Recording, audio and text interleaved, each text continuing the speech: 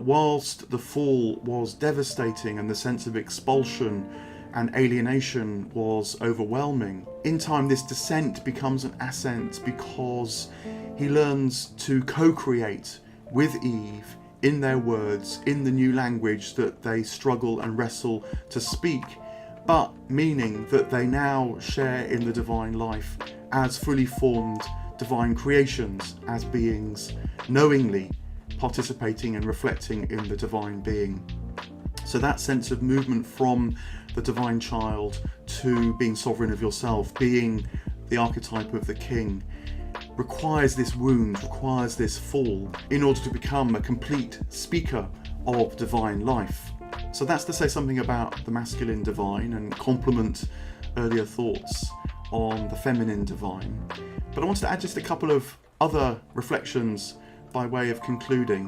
One is that when these energies, be they masculine or feminine, lift individuals back towards the divine, they do with a certain quality of threeness. That seems to be a really important clue about how to cultivate these energies. Always ask yourself, is this leading to more as opposed to turning in on itself?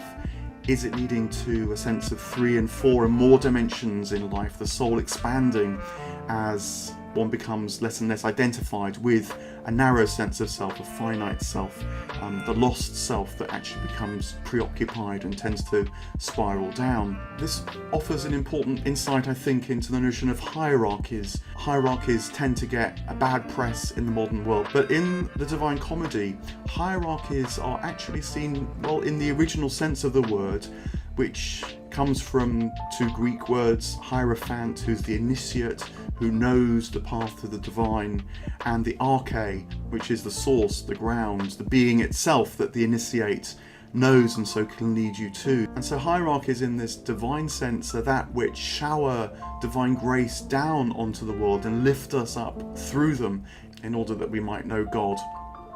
Beatrice, you might say, is the queen of the hierarchies. She leads Dante through the heavenly hierarchies, and you can see how in her all these aspects, both of the feminine and the masculine, are working in a beautiful synthesis in order to travel through and more deeply into these aspects of reality. She has Carly's energy that knows when to be aggressive towards Dante. She has Mary's energy that knows how to say yes to more life.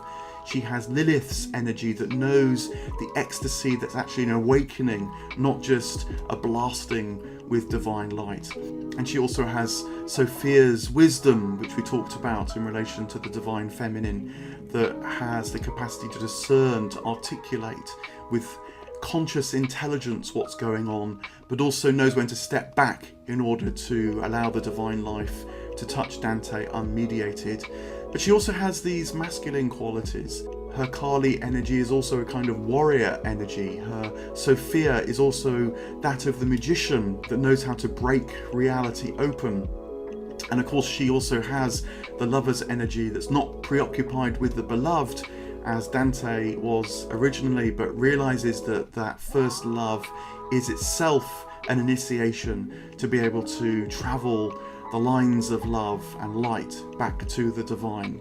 She's a wonderful example of how the masculine and the feminine can weave together, and so it completely makes sense that she is the person who reached down to Dante when he was first lost midway through the course of his life and found himself wandering in the dark, empty forest, but also meets him at the top of Mount Purgatory to lift him into paradise and guide him right to the heart of the Imperium, and the point where Dante himself, now fully formed too, can share in the divine life unalloyed.